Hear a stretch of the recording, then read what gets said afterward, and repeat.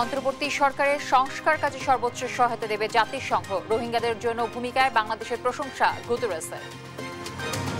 I want to underscore Bangladesh's extraordinary generosity in responding to the Rohingya crisis. জাতিসংঘ মহাসচিবের সঙ্গে বিভিন্ন দলের বৈঠক। দ্রুত নির্বাচনের পক্ষে বিএনপি, আগে সংবিধান পরিবর্তন চায় এনসিপি। মূলত যে নির্বাচন কেন্দ্রিক যে বিষয়গুলো আছে সেগুলো করে ফেলা। গণপরিষদ ছাড়া সংবিধানের মৌলিক কোনো পরিবর্তন আসলে কিন্তু টেকসই হবে না। সেই জায়গা থেকে আমরা গণপরিষদ নির্বাচন চাচ্ছি। ৮ বাম সংগঠনের গণমিছিল ঘিরে উত্তেজনা, স্থগিত করে শহীদ মিনারের সমাবেশ। ফ্যাসিস্ট প্রতিহতের ঘোষণা ইনকিলাব মঞ্চের। আসিয়া হত্যার বিচার সহ ৫ দফা দাবি মহিলা জামায়াতের। বিচারহীনতার কারণে বেড়েছে ধর্ষণ সহিংসতা, বললেন ডাক্তার শফিক। গণপরিবহনে নারীর সুরক্ষায় হেলথ অ্যাপ চালু। সহিংসতার ঘটনা লিপিবদ্ধ হলে তাৎক্ষণিক এফআইআর হিসেবে গণ্য করবে ডিএমপি। এই যাত্রায় ট্রেনের দ্বিতীয় দিনের আগাম টিকিট বিক্রি সম্পন্ন। আজ দেয়া হয় ২৫ মার্চের টিকিট। কাউন্টারে মিলছে বাসের আগাম টিকিট। এবং ৩ ক্যাটাগরিতে ৪৩ দেশের ওপর নিষেধাজ্ঞার পরিকল্পনা ট্রাম্পের। সম্ভাব্য তালিকায় পাকিস্তান, আফগানিস্তান, ভুটানের নাম। আমন্ত্রণ সংবাদ রাতে শুনছিলেন শিরোনামগুলো। আপনাদের সঙ্গে রয়েছে আমি তানসিয়া জুথি। জাতীয় সংলাপের মাধ্যমে বাংলাদেশের শান্তি ও স্থিতিশীলতা ফিরিয়ে আনতে সহযোগিতা করতে প্রস্তুত জাতিসংঘ। রোহিঙ্গা সংকট সমাধানে বাংলাদেশকে সর্বাত্মক সহায়তা দেয়া হবে বলে জানান জাতিসংঘের মহাসচিব অ্যান্টনিও গুতেরেস। শনিবার পররাষ্ট্র উপদেষ্টা মোহাম্মদ তৌহিদ হোসেনের সঙ্গে বৈঠক শেষে তিনি বলেন, রোহিঙ্গাদের জন্য বাংলাদেশ যা করেছে তা প্রশংসনীয়। এ সময় পররাষ্ট্র উপদেষ্টা মোহাম্মদ তৌহিদ হোসেন বলেন, বাংলাদেশের সংস্কারে সর্বোচ্চ সহযোগিতা থাকবে জাতিসংঘের। বিস্তারিত জানাচ্ছেন সাদ আহমেদ।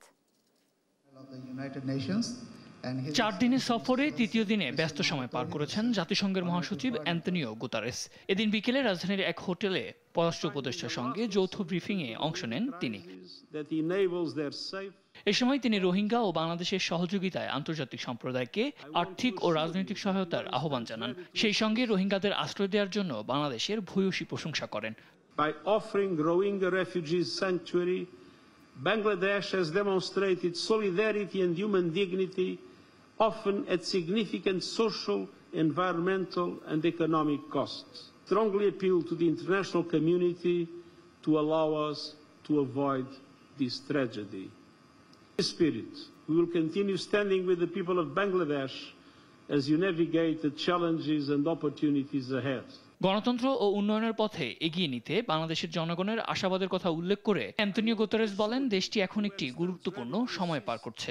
সংস্কার ও পরিবর্তনের পথে জাতিসংঘ বাংলাদেশকে সব ধরনের সহযোগিতা করবে বলেও জানান তিনি। I am particularly pleased to be in Bangladesh at this important moment in your national journey. As the country undergoes a significant transition under the leadership of Chief Advisor Yunus, I recognize the people's hope for a future of greater democracy, justice and prosperity. The international community must play its part in supporting your efforts towards a just, inclusive and prosperous future. আলোচনা শেষে পররাষ্ট্র উপদেষ্টা জানান, বাংলাদেশের সংস্কারে সর্বোচ্চ সহযোগিতা থাকবে জাতিসংঘের। He appreciated the complexities of the reform process for a free and fair election and a real transformation of the country. He promised the UN's total commitment to the reform process under the leadership of Honorable Chief Advisor and said he will do whatever he can to support the endeavors of the interim government and stand by Bangladesh and its people. Rohingya প্রত্যাবাসনে জাতিসংঘের সর্বাত্মক সহযোগিতার আশ্বাসের পাশাপাশি তিনি জানান, এখনই সময় মিয়ানমারের সব পক্ষের উপর চাপ প্রয়োগ করার। And it is time that we unify our efforts to press on the Myanmar authorities. জাতিসংঘের মহাসচিব অ্যান্টনিও গুতেরেসের বাংলাদেশ সফর অন্তর্বর্তী সরকার এবং ভবিষ্যৎ বাংলাদেশের জন্য অত্যন্ত অর্থবহ বলে মন্তব্য করেন পররাষ্ট্র উপদেষ্টা। সাদ আহমেদ, দেশ টিভি, ঢাকা। দ্রুত নির্বাচন কেন্দ্রিক সংস্কার শেষ করে নির্বাচন চায় বিএনপি। আর সংস্কার টেকসই করতে গণপরিষদের মাধ্যমে সংস্কার হতে হবে বলে জানায় এনসিপি। অন্যদিকে টেকসই গণতন্ত্রের জন্য সংস্কার জরুরি বলে মনে করে জামায়াতে ইসলামী। শনিবার রাজধানীর হোটেল ইন্টারকন্টিনেন্টালে জাতিসংঘ মহাসচিব অ্যান্তোনিও গুতেরেসের সঙ্গে বৈঠক শেষে এসব কথা জানান দলগুলোর নেতারা। বিস্তারিত জানাচ্ছেন আমাদের সহকর্মী হাসান মাহমুদ। শনিবার দুপুরে হোটেল ইন্টারকন্টিনেন্টালে দেশের সমসাময়িক পরিস্থিতি ও গণতান্ত্রিক উত্তরণের পথে করণীয় বিষয়ে রাজনৈতিক দল, সংস্কার কমিশন ও সমাজের তরুণ প্রতিনিধিদের সঙ্গে বৈঠকে বসেন জাতিসংঘের মহাসচিব অ্যান্তোনিও গুতেরেস। যোগ দেন বিএনপি, জামাত, জাতীয় নাগরিক পার্টি, এবি পার্টি, গণসংহতি আন্দোলন সহ জুলাই অভ্যুত্থানে অংশ নেয়া রাজনৈতিক দলের নেতারা। প্রায় 2 ঘন্টার বৈঠক শেষে গণমাধ্যমের সঙ্গে কথা বলেন তারা। এ সময় দ্রুত সংস্কার শেষে নির্বাচন দরকার বলে জানান বিএনপি মহাসচিব। মূলত যে নির্বাচন কেন্দ্রিক যে বিষয়গুলো আছে সেগুলো করে ফেলা এবং তার দ্রুত ইলেকশন করা এবং একটা পার্লামেন্টের মাধ্যমে বাকি বিষয়গুলোকে করতে হবে। এটা একটা চলমান প্রক্রিয়া। তবে গণপরিষদের মাধ্যমে সংবিধান সংস্কার করা না হলে তা টেকসই হবে না বলে জানান জাতীয় নাগরিক পার্টির আহ্বায়ক। সংবিধান সংস্কার বিষয়ে আমাদের যেটা বক্তব্য সেটা আমরা বলেছি যে আমরা গণপরিষদের মাধ্যমে নতুন সংবিধানই বলি, সংবিধান সংস্কারই বলি। গণপরিষদ ছাড়া সংবিধানের মৌলিক কোনো পরিবর্তন আসলে কিন্তু টেকসই হবে না। সেই জায়গা থেকে আমরা গণপরিষদ নির্বাচন চাচ্ছি। টেকসই গণতন্ত্রের জন্য জাতীয় ঐক্য ধরে রাখার কথা জানিয়েছেন জামায়াতে ইসলামের নায়েবে আমির।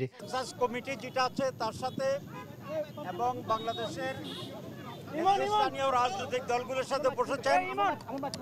সেখানে আমরা সংস্কারের ব্যাপারে কথা বলেছি, একটা ফেয়ার নির্বাচনের ব্যাপারে আমরা কথা বলেছি, টেকসই গণতন্ত্রের ব্যাপারে আমরা কথা বলেছি এবং জাতীয় ঐক্যের ব্যাপারে আমরা কথা বলেছি। আর সংবিধান সংস্কার পরিষদের নির্বাচনের মাধ্যমে টেকসই সংস্কার হবে বলে মত দিয়েছেন গণসংহতি আন্দোলনের প্রধান। এটা জনগণের ইচ্ছা অভিপ্রায় আকারে যাতে হয় সংবিধান সংস্কার সহ সমস্ত, সে কারণেই আগামী সংসদ নির্বাচন সংবিধান সংস্কার পরিষদ হিসেবে হওয়া দরকার। তবে আওয়ামী লীগ ও তার সহযোগীদের বিচার, সংস্কার ও নির্বাচন এই 3 বিষয়ে জাতিসংঘের সহযোগিতা চান এবি পার্টির সাধারণ সম্পাদক ব্যারিস্টার আসাদুজ্জামান ফুয়াদ। এখনো পতিত স্বৈরাচার শেখ পরিবারের 3 জন আত্মীয় কাজ করছে। আমি জাতিসংঘের মহাসচিবকে বলেছি, জাতিসংঘ যেহেতু মানবাধিকারের বিচার চায়, ইনসাফ চায়, ইনসাফটা শুরু করতে হবে জাতিসংঘের নিজের অফিস থেকে। রাজনৈতিক দলগুলোর নানা প্রস্তাবের প্রেক্ষিতে বাংলাদেশের পাশে থাকার প্রতিশ্রুতি দিয়েছেন জাতিসংঘ মহাসচিব অ্যান্তোনিও গুতেরেস। হাসান মাহমুদ, দেশ টিভি, ঢাকা। সংস্কার ও নির্বাচন নিয়ে প্রধান উপদেষ্টার দেয়া বক্তব্যের সমালোচনা করেছেন বিএনপির সিনিয়র যুগ্ম মহাসচিব রুহুল কবির রিজভী। বলেন, প্রধান উপদেষ্টার বক্তব্যে জনমনে নির্বাচন নিয়ে ধোঁয়াশা তৈরি হয়েছে। আর সংস্কারের অজুহাতে সময় নষ্ট না করে দ্রুত নির্বাচনের দাবি জানিয়েছেন বিএনপির স্থায়ী কমিটির সদস্য মির্জা আব্বাস। শনিবার আলাদা অনুষ্ঠানে এসব কথা বলেন নেতারা। নিয়াজ মোর্শেদের রিপোর্ট।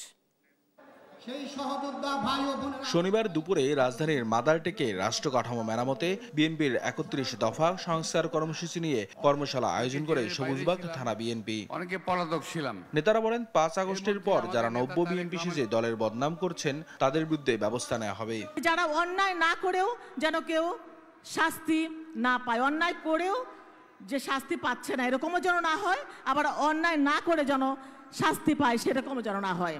এই 5 তারিখের পরে বিশেষ করে খিলগাঁও ভিত্তিক এই সবুজবাইয়ের কিছু নামা এলাকায় কিছু নব্য বিএনপির সৃষ্টি হয়েছে। আমি মনে করি আজকে আব্বাস ভাইকে সিদ্ধান্ত নিতে হবে, এই সমস্ত পোকামাকড়কে দল থেকে বের করে দিতে হবে আপনাকে। আর সংস্কারের অজুহাতে সময় নষ্ট না করে দ্রুত নির্বাচন চাইলেন দলটির স্থায়ী কমিটির সদস্য মির্জা আব্বাস। সংস্কার করে সময় নষ্ট করবেন না, যথাসম্ভব শীঘ্রই নির্বাচনটা দেন। এই দেশের মানুষের যে একটা মানসিক অস্থিরতা কাজ করতেছে। বিকেলে ছাত্রদল, যুবদল ও স্বেচ্ছাসেবক দলের ইফতার ও দোয়া মাহফিলে বিএনপির সিনিয়র যুগ্ম মহাসচিব রুহুল কবির রিজভী প্রধান উপদেষ্টার সংস্কার ও নির্বাচন নিয়ে দেয়া বক্তব্যের সমালোচনা করেন। স্বল্পমেয়াদী সংস্কার চান তাহলে ডিসেম্বরে, আর যদি দীর্ঘমেয়াদী সংস্কার চান তাহলে জুনে। এই কথাগুলো আপনার বলে সরকারের পক্ষ থেকে ধোঁয়াশা তৈরি করা হচ্ছে কেন? এটা আজকে জনগণের জিজ্ঞাসা। একই অনুষ্ঠানে বিএনপির স্থায়ী কমিটির সদস্য খন্দকার মোশাররফ হোসেন বলেন, ভোটের তারিখ জানলেই জনগণ পতিত সরকারের সব ষড়যন্ত্র রুখে দেবে। সংসদের নির্বাচনের দিন তারিখ ঠিক করা হবে, ঘোষণা করা হবে, তখন জনগণ সেই নির্বাচনমুখী হয়ে যাবে এবং সেই জনগণ তখন দায়িত্ব নেবে যে পতিত সরকার যদি দেশে কোনো ষড়যন্ত্র করতে চায় জনগণই তার মোকাবেলা করবে। অনুষ্ঠানে দ্রুত নির্বাচনের রোডম্যাপ ঘোষণার দাবি জানান নেতারা। নিয়াজ মোরশেদ, দেশ টিভি, ঢাকা। ধর্ষণের বিচার দাবি আর আইন শৃঙ্খলা পরিস্থিতি অবনতির প্রতিবাদ ঘিরে কর্মসূচিতে আজও উত্তেজনা দেখা দিয়েছে। অপ্রীতিকর পরিস্থিতি এড়াতে গণমিছিল স্থগিত করে কেন্দ্রীয় শহীদ মিনারে সমাবেশ করেছে বাম সংগঠনগুলো। শাহবাগে অবস্থান কর্মসূচি পালন করে ইনকিলাব মঞ্চ। সিপিবি কার্যালয়ের সামনেও তৈরি হয় উত্তেজনা। পরিস্থিতি নিয়ন্ত্রণে সেখানে মোতায়েন করা হয় বাড়তি পুলিশ। আলিমুজ্জামান সাফওয়ানের সহায়তায় এম এ আজিমের রিপোর্ট। একদিকে বাম সংগঠনগুলোর গণমিছিল, অন্যদিকে পিনাকি ভট্টাচার্যের ফেসবুক স্ট্যাটাসের প্রেক্ষিতে সিপিবি কার্যালয় ঘিরে উত্তেজনা। শনিবার সকাল থেকে পুরানা পল্টনে দলটির কার্যালয়ের সামনে ভিড় করেন নেতাকর্মীরা। তারা জানান, কোনো হুমকিতে ভয় না পেয়ে চলমান আইন শৃঙ্খলা পরিস্থিতির প্রতিবাদ চলবে। রাষ্ট্রীয়চার মূলনীতির বিরুদ্ধে একটি সেকশন খুবই তৎপর এবং এই তৎপরতার মধ্য দিয়ে তারা কখনো জিততে পারে নাই এবং তারা একটা সাম্প্রদায়িক রাষ্ট্রে আমাদের দেশটাকে নিয়ে যেতে চায় এবং এখানে নিয়ে যাওয়ার যে অন্তরায় বাধা এখানে সিপিবি। আমরা কিন্তু সব মতের মানুষ একসাথে লড়াই করেছি যে এই স্বৈরাচারের পতন আমাদের করতে হবে, কিন্তু যখন স্বৈরাচারের পতন হলো তখন দেখলাম সর্বপ্রথম আক্রমণটাই আমাদের মেয়েদের দিকে আসলো, যে অগণিত রেপ হচ্ছে এবং তার কোনো বিচার হচ্ছে না। বেলা বাড়ার সঙ্গে সঙ্গে সেখানে মিছিল নিয়ে আসে গণফোরামের নেতাকর্মীরা। তারা জানায়, একটি মহল দেশের রাজনৈতিক সংগঠনগুলোকে প্রশ্নবিদ্ধ করার অপচেষ্টা চালিয়ে যাচ্ছে। আজকে রাজনৈতিক দলগুলোর উপর হামলা চালানোর জন্য বিদেশে বসে কিছু গোষ্ঠী উস্কানিমূলক বক্তব্য দিচ্ছে। এই বক্তব্যের আমরা তীব্র বিরোধিতা করি। এদিকে ধর্ষণের বিচার সহ আইন শৃঙ্খলা পরিস্থিতি অবনতির প্রতিবাদ জানাতে শহীদ মিনারে জড়ো হয় বেশ কয়েকটি বাম সংগঠন। সেখান থেকে স্বরাষ্ট্র উপদেষ্টার পদত্যাগ দাবি করেন তারা।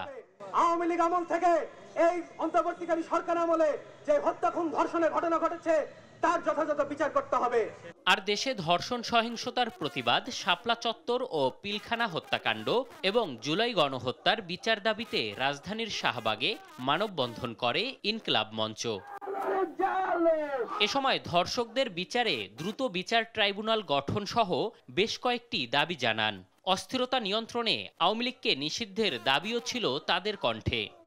শুক্রবার দুপুর বিকাল 3 ঘটিকায় শাহবাগ মোড়ে আওয়ামী লীগকে নিষিদ্ধের দাবিতে এবং জুলাই, শাপলা ও পিলখানার বিচারের দাবিতে শহীদ সমাবেশ ঘোষণা করছি।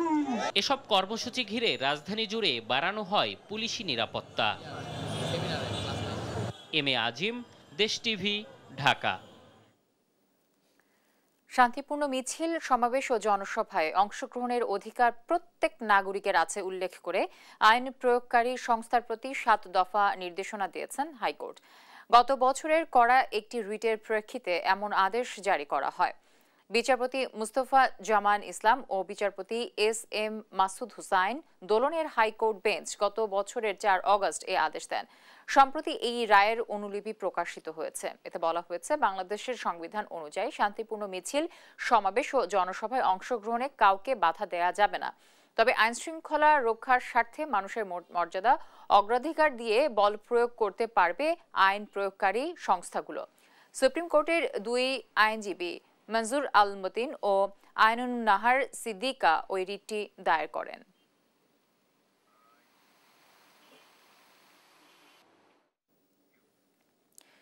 বিচারহীনতার সংস্কৃতির কারণে দেশে ধর্ষণ ও নারীর প্রতি সহিংসতা বাড়ছে বলে মন্তব্য করেছেন জামায়াতে ইসলামীর আমির ডাক্তার শফিকুর রহমান। মাগুরার শিশুটির সঙ্গে যা হয়েছে তা দেশের ইতিহাসে কলঙ্কের তিলক বলে মন্তব্য করেন তিনি। এদিকে নারীর প্রতি সহিংসতার প্রতিবাদে রাজধানীতে মানববন্ধন করেছে জামায়াতের মহিলা বিভাগ। নিয়াজ মোর্শেদকে সঙ্গে নিয়ে আলী আকাশের রিপোর্ট। হেলিকপ্টার যোগে শনিবার মাগুরায় পৌঁছান জামায়াতের আমির ডাক্তার শফিকুর রহমান। শ্রীপুরের জাজিরায় শিশুর বাড়িতে গিয়ে শোকাহত পরিবারকে সান্ত্বনা দেন তিনি। পরে ওই শিশুর কবর জিয়ারত করেন। আমাদের মেয়েদেরকে দোয়া মাহফিল শেষে আলোচনা সভায় জামায়াতের আমির বলেন, এ ঘটনা দেশের ইতিহাসে কলঙ্কের তিলক দিয়েছে। দ্রুত জড়িতদের বিচার নিশ্চিত করার দাবি জানান তিনি। বাংলাদেশের ইতিহাসে একটি কলঙ্কের তিলক রচনা করেছে। আমরা বলেছি সর্বোচ্চ 90 দিনের ভিতরে বিচার, রায় এবং তা কার্যকর আমরা দেখতে চাই। অনেকে বলেছেন 1 সপ্তাহ, এদেশের আইনে 1 সপ্তাহ হবে না। আমরা এই জন্য 90 দিন বলেছি, কিন্তু আমরা 91 দিন দেখতে চাই না। জামায়াতের আমির বলেন, দেশে বিচারহীনতার কারণে ধর্ষণ, নারীর প্রতি সহিংসতা বাড়ছে। অনেক মা, অনেক বোন এবং অনেক মেয়ের জীবন তছনছ হয়ে গিয়েছে। যখন জনগণ কথা বলে তখন তাদেরকে গ্রেফতার করা হয়, কিন্তু এরপরে আর জনগণ কোনো বিচার দেখে না। এই বিচারহীনতার কারণেই একটার পর একটা এই লাম্পট ঘটে যাচ্ছে। এদিকে নারীর প্রতি সহিংসতার প্রতিবাদে জাতীয় প্রেস ক্লাব প্রাঙ্গণে মানববন্ধন করেছেন জামায়াতের মহিলা বিভাগ। কর্মসূচি থেকে দেশের নারী বান্ধব সমাজ গড়ার আহ্বান জানান বক্তারা। শিশু আসিয়ার মৃত্যু, এই করুণ মৃত্যু আমাদের এই সভ্য জগতের মুখে চপটাঘাত।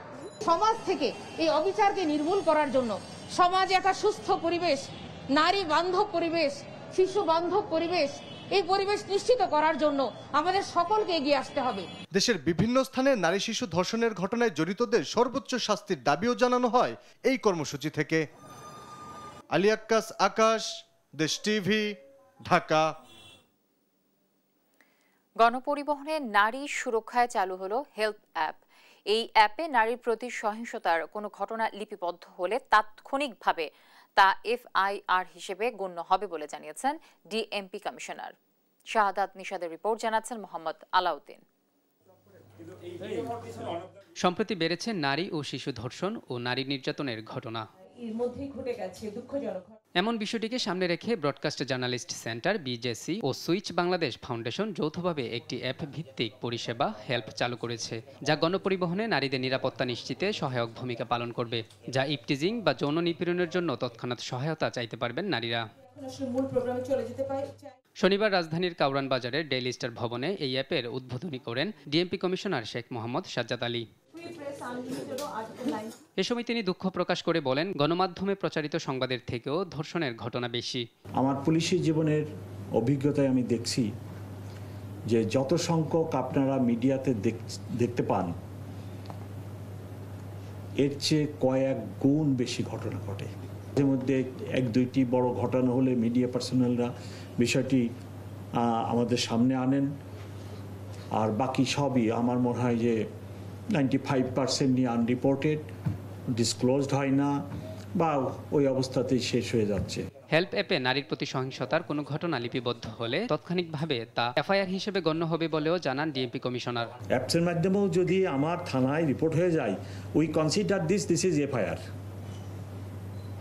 এর পরবর্তী স্টেপে যদি যখনই অ্যাকশনের প্রয়োজন হবে, বেসড অন দিস আমরা মামলা শুরু করব, যে দিস ইজ এফআইআর, ওইটা থেকেই আমরা শুরু করতে পারি, আমাদের কোনো আইনগত বাধা নেই। একই সঙ্গে নারীদের প্রতি সম্মানার্থে ধর্ষণ শব্দটি ব্যবহার না করে নারী, শিশু নির্যাতন কিংবা নিপীড়ন শব্দটি ব্যবহারের অনুরোধ জানান তিনি। মোহাম্মদ আলাউদ্দিন, দেশ টিভি, ঢাকা। ঈদ উল ফিতরের ট্রেনের আগাম টিকিট পেতে দ্বিতীয় দিনেও অনলাইনে ছিল কাড়াকাড়ি। শনিবার সকাল 8টা থেকে পশ্চিমাঞ্চলের আন্তনগর ট্রেনের অগ্রিম টিকিট বিক্রি শুরু হলে নিমিষেই সব শেষ হয়ে যায়। দুপুর 2টায় দেয়া হয় পূর্বাঞ্চলের টিকিট। শতভাগ অনলাইনে বিক্রি হওয়ায় রয়েছে মিশ্র প্রতিক্রিয়া। ফাহিম ইউসুফের রিপোর্ট। টিকিট বিক্রির প্রথম 2.5 ঘন্টায় শেষ শতভাগ টিকিট। শনিবার সকাল 8টায় পূর্বাঞ্চলের টিকিট বিক্রি শুরু হলেও 2.5 ঘন্টার মধ্যেই শেষ হয়ে যায় 25 মার্চের সব টিকিট। ঈদযাত্রায় এবার প্রতিদিন ঢাকা থেকে 35,315টি অগ্রিম টিকিট পাবেন যাত্রীরা। কমলাপুর রেলওয়ে স্টেশনে সকাল থেকে ছিল নিয়মিত যাত্রীদের ভিড়, তবে টিকিট কিনতে চিরাচরিত ভিড় দেখা যায়নি কাউন্টারগুলোতে। অন্যদিকে টিকিট বিক্রির দ্বিতীয় দিনে সকাল 8:30 পর্যন্ত সাইটে প্রবেশ করেন প্রায় 1.25 কোটি মানুষ।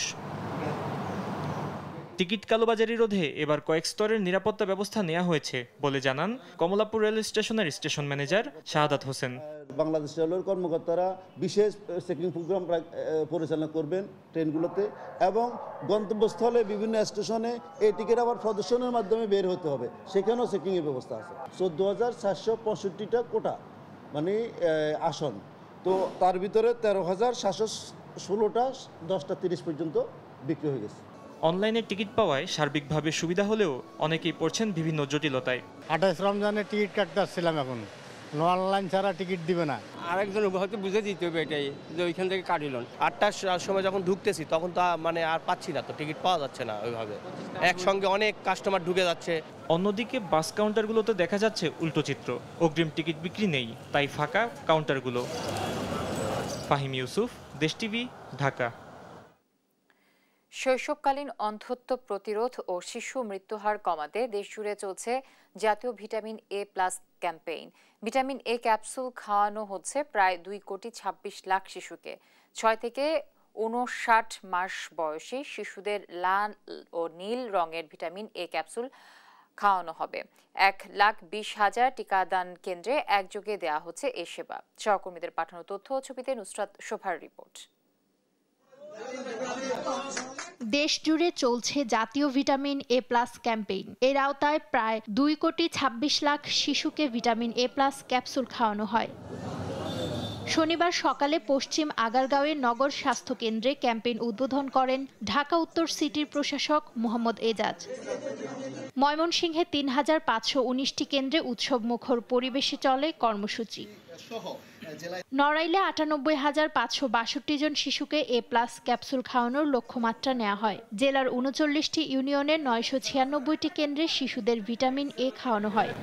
উৎসবমুখর পরিবেশে ভোলায়ও চলে ভিটামিন এ প্লাস ক্যাম্পেইন। সকাল থেকেই শিশুদের কেন্দ্রে নিয়ে আসেন অভিভাবকরা। এবছর 2,89,570 শিশুকে ভিটামিন এ প্লাস ক্যাপসুল খাওয়ানোর লক্ষ্যমাত্রা নির্ধারণ করেছে জেলা স্বাস্থ্য বিভাগ।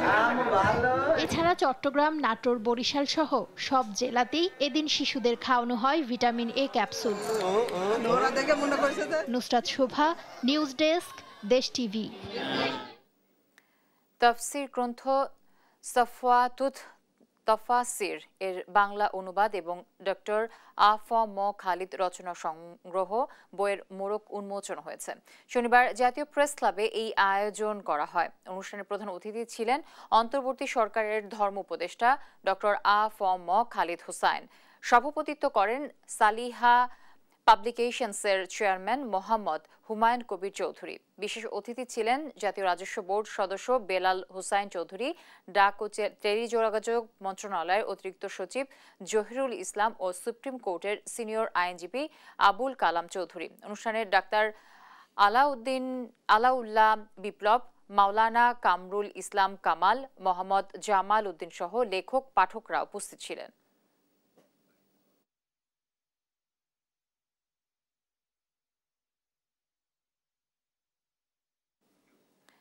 ধর্মীয় ভাবগাম্ভীর্যে অনুষ্ঠিত হল আসিয়ান গ্রুপ আয়োজিত ইফতার ও দোয়া মাহফিল। শনিবার আসিয়ান মেডিকেল কলেজ হাসপাতাল প্রাঙ্গণে এই আয়োজন করা হয়। দোয়া মাহফিলে বিএনপি চেয়ারপারসন খালেদা জিয়ার শারীরিক সুস্থতা কামনা করা হয়। অনুষ্ঠানে আসিয়ান গ্রুপের চেয়ারম্যান নজরুল ইসলাম ভূঁইয়া সহ বিভিন্ন রাজনৈতিক দলের নেতাকর্মীরা উপস্থিত ছিলেন।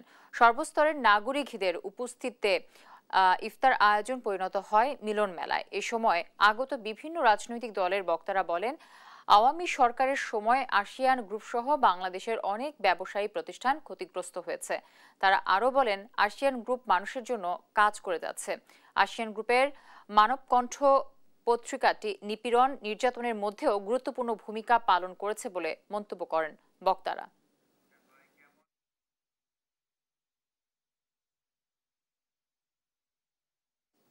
দেখছেন সংবাদ রাত।